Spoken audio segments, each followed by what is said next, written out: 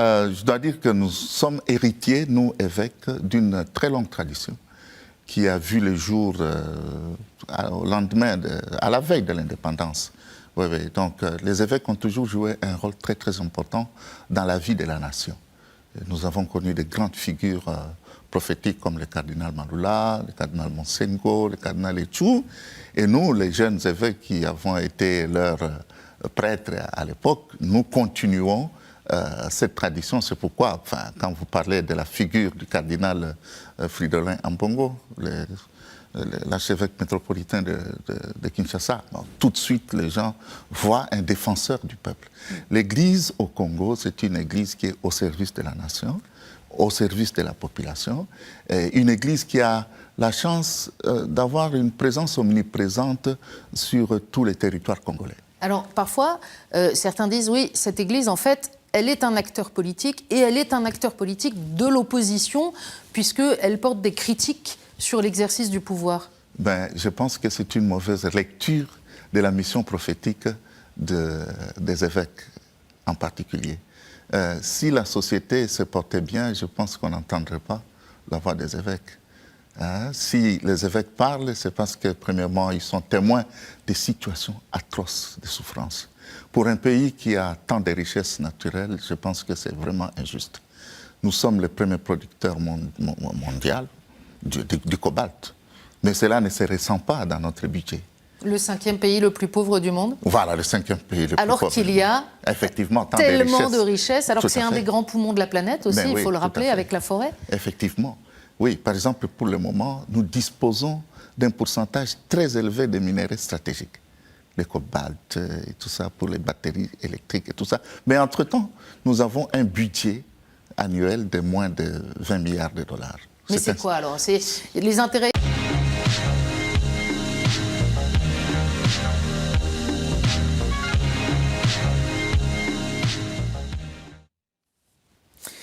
Bonjour à tous et bienvenue si vous nous rejoignez à l'instant pour cet entretien exceptionnel à l'occasion de son passage en Europe avec Monseigneur Fulgence Muteba. Bonjour Monseigneur. Bonjour Madame. Vous êtes l'archevêque de Lubumbashi en République démocratique du Congo. Vous êtes depuis juillet dernier le président de la CENCO, la conférence des évêques de RDC. On va parler avec vous de la situation dans le pays qui est préoccupante à différents aspects. Mais d'abord peut-être pour faire un peu mieux connaissance avec vous, si vous le permettez. Est-ce que vous pourriez nous dire, par exemple, vous êtes né en 1962 à Kongolo. Donc c'est dans l'actuelle province du Tanganyika, c'est au sud-est du pays. Comment était la foi dans votre famille ? Eh bien, oui, j'ai eu la chance d'avoir des parents qui étaient enseignants. Et donc, c'est mon père qui était enseignant, ma mère ménagère. Et ils ont adhéré à la foi catholique très tôt. Et nous avons été éduqués, mes sœurs, mes frères et moi, dans cette ambiance catholique. Nous avions l'habitude de faire le chapelet pratiquement tous les soirs.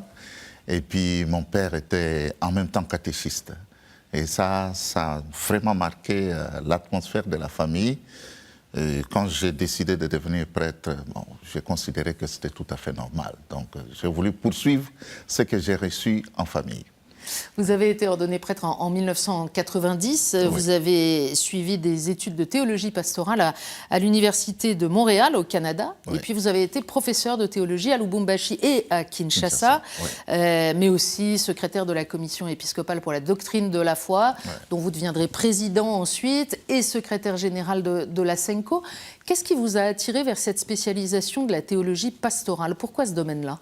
Oui, j'ai fait la théologie, bien sûr, à l'Université catholique de Kinshasa.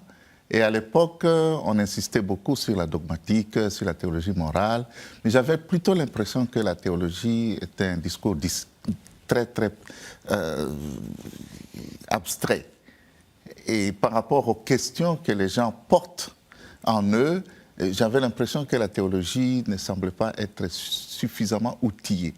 Et c'est comme ça que j'ai commencé à chercher, justement, où est-ce qu'on peut avoir des réponses aux questions concrètes que les gens vivent dans leur aventure dans la foi en Jésus-Christ. Et c'est comme ça que, bon, du jour au lendemain, j'ai découvert Karl Rahner, j'ai découvert l'école de théologie pratique de l'Université de Montréal et puis la Société internationale de théologie pratique. J'ai commencé à m'y intéresser. Et heureusement que mon évêque m'a accordé la chance d'aller étudier à l'Université de Montréal au Canada. Et donc, cette préoccupation de répondre aux questions concrètes des gens m'a toujours habité. Et jusqu'à présent, c'est ça qui m'accompagne, même dans mon ministère. Et je trouve vraiment que la théologie pratique, c'est un lieu, c'est une discipline de la théologie qui me permet justement de rendre le discours théologique plus concret et un discours plus proche de la vie des gens. Et en matière de foi, ça c'est très important.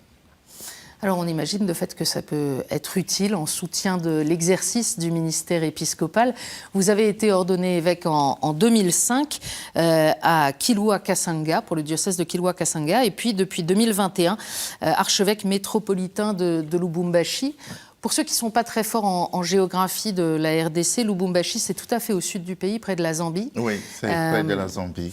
Et on est dans cette région du Katanga qui a connu des épisodes de violence terribles au début des années 60 avec un épisode de sécession. Il en reste des traces aujourd'hui? Ah oui, tout à fait. Hein? Oui, parce que c'est exactement 11 jours après l'accession de la RDC à l'indépendance que ma province ecclésiastique a fait sécession. Et ça a marqué nos parents et nous-mêmes aussi, nous sommes nés dans cette ambiance.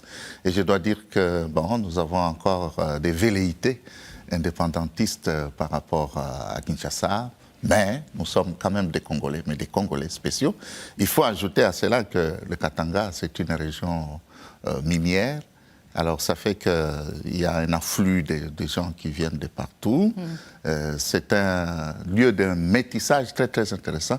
C'est pour cela que, même dans notre pastoral, nous parlons beaucoup du vivre ensemble, de la cohabitation pacifique, parce que c'est un discours que nous ne pouvons pas ne pas tenir. Justement, qu'est-ce que vous pouvez nous dire de la physionomie de votre archidiocèse et peut-être de la province? Oui, l'archidiocèse de Lubumbashi a pour physionomie une partie qui est rurale, une petite partie qui est rurale, mais minière, et aussi de grandes villes minières. Lubumbashi, Likasi, Kambove, Kakanda, c'est des lieux où on extrait les minéraux. Et donc des ressources, donc des appétits. Effectivement, il y a beaucoup de ressources naturelles là. Du coup, nous